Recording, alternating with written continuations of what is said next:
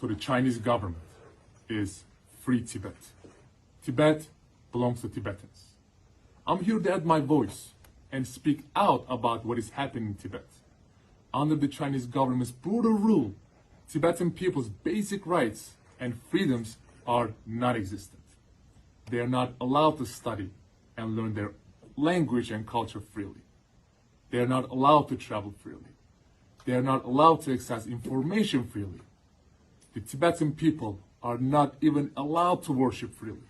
For more than 70 years, Tibetan monks, nuns, intellectuals, writers, poets, community leaders, activists, and many more have been detained, sent to political re-education classes, subject to torture, lengthy interrogations, and even been executed simply for exercising the freedom that you and I take for granted.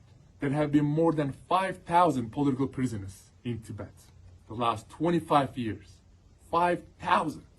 Did you know that simply owning a photo of the Dalai Lama in Tibet is grounds for arrest? Even flying the Tibetan national flag could get you arrested. I say, shame on the Chinese government. The Chinese dictatorship is erasing Tibetan identity and culture. The cultural genocide in Tibet is so stifling that more than 150 Tibetan people have burned themselves alive, hoping that such a horrific act of sacrifice will raise awareness and attention towards the ongoing abuses within Tibet. After learning all of this, I cannot stay silent.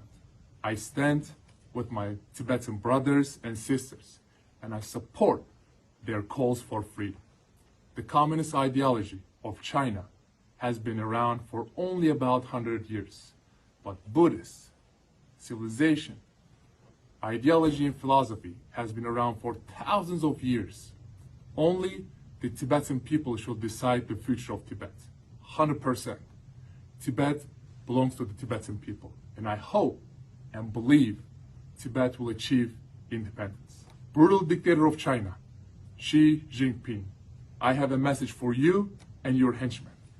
I will say it again, again, and again, loud and clear.